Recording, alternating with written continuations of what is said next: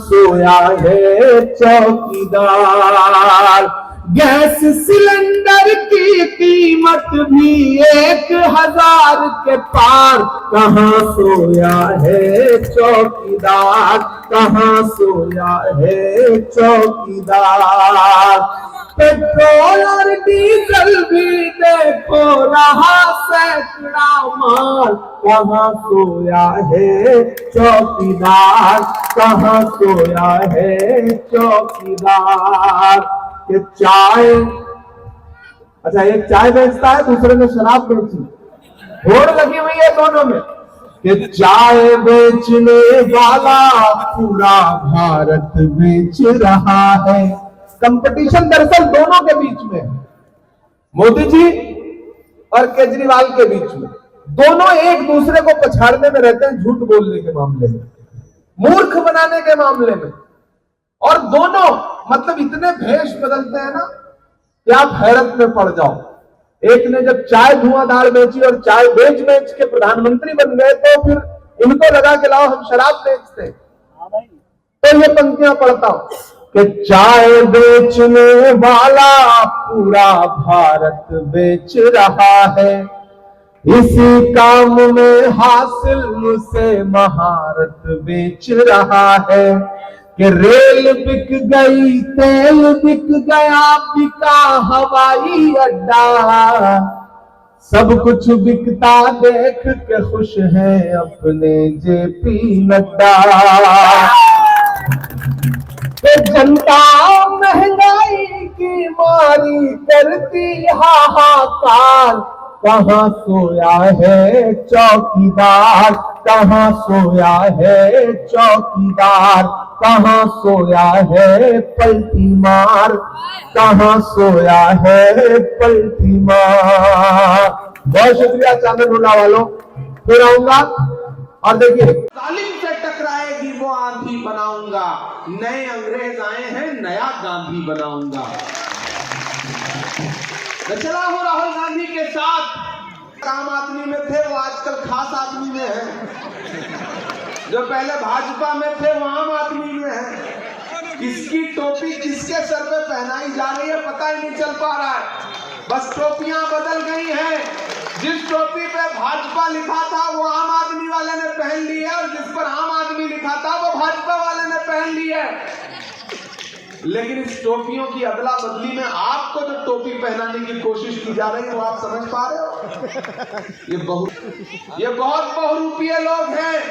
मैं हमेशा अरविंद केजरीवाल को नरेंद्र मोदी जी का छोटा रिचार्ज बोलता हूं। इससे मेरी आपसे गुजारिश है, इस बार किसी झांसे में मत आइए, किसी झांसे में मत आइए। मुझे बताइए कि जब जब इस देश को जरूरत पड़ी है, उसकी लाश को रात के 2 बजे बिना परिवार की मर्जी के जलाया जा रहा था, तब नोएडा से लेकर के हाथरस की सड़क पर पैदल अपने कदमों से चलने वाले शख्स का नाम राहुल गांधी था। जब कन्याकुमारी में नफरतें अपने उफान पर थी तो कौन खड़ा था? राहुल गांधी खड़ा था। जब मणिपुर में बहन बेटियों को बिना कपड़ों के परेड करा रही थी वहां नफरत वाली ताकतें, तो उनके साथ उनको सीने से लगाने के लिए कौन खड़ा था? राहुल गांधी खड़े थे। जब यूपीए के भारत मां की आंख के तारे कहां गए, आरएसएस के राज दुलारे कहां गए, अच्छे दिनों की तरह उन्हें भी खोज रहा कोई, बताओ अन्ना हजारे कहां गए? तो खुद की बातें करते थे, लोकपाल की बातें करते थे, उन्होंने दिल्ली को ऐसी हालत में लाके खड़ा कर दिया कि खुद तो मुख्यमंत्री बनने के बाद अच्छी अच्छी दवाएं खा करके उन्होंने अपनी खांसी ठीक कर ली, लेकिन पूरे दिल्ली को खांसी आने लगी। यह हालत कर दिया।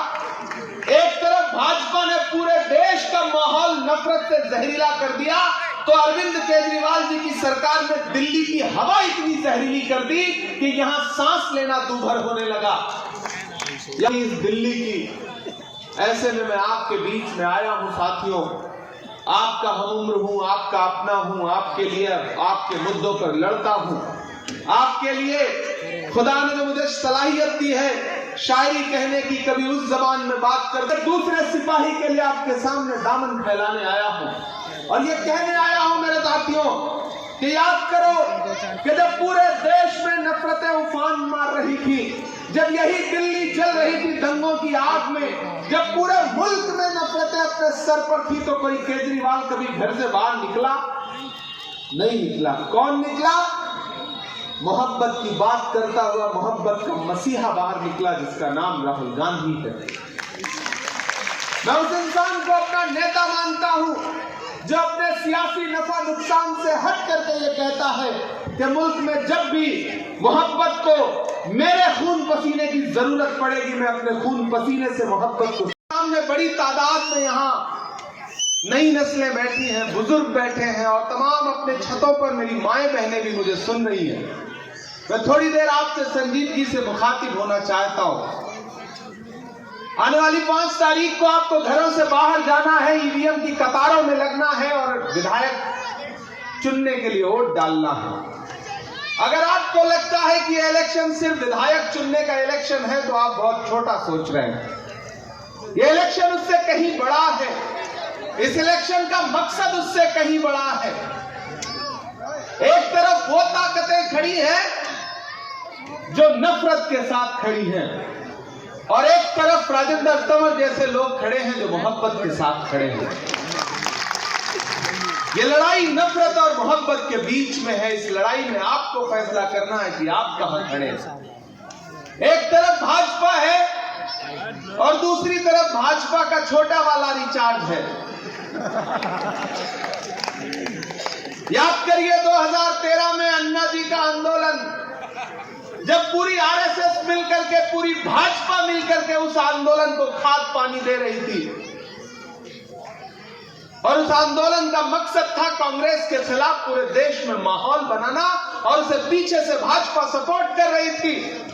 ये जो मोहरे यहां दिल्ली में मुख्यमंत्री बन के बैठे, बाद में वो किसके इशारे पे आंदोलन कर रहे थे, देश को पता चल गया।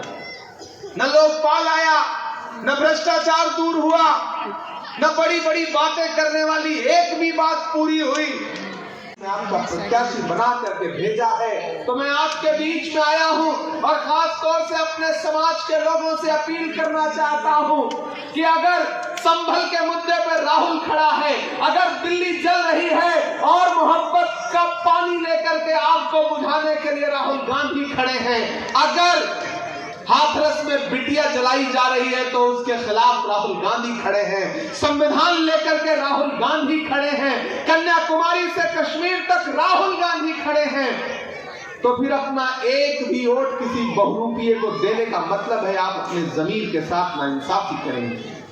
मैं आपसे ये गुजारिश करना चाहता हूं चांदनहुला के साथियों कि राजेंद्र सिंह तंवर बाबू आपके अपने हैं, आपके सुख दुख में खड़े रहते हैं। जब ये कॉर्पोरेटर रहे तब भी आपकी सेवा की इन्होंने, आपके लिए लगातार मुद्दों पर लड़ते रहे, और मैं आज ऐसे ही नहीं आया हूं।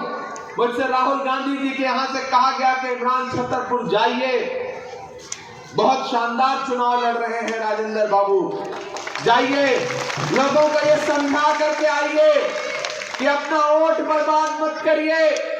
अगर आप चाहते हैं कि नफरत वाली ताकतें हटें, आप चाहते हैं कि भ्रष्टाचार करने वाले लोग हटें, तो फिर कांग्रेस के अलावा कोई विकल्प नहीं है। वो दिल्ली जो शीला दीक्षित जी की दिल्ली है,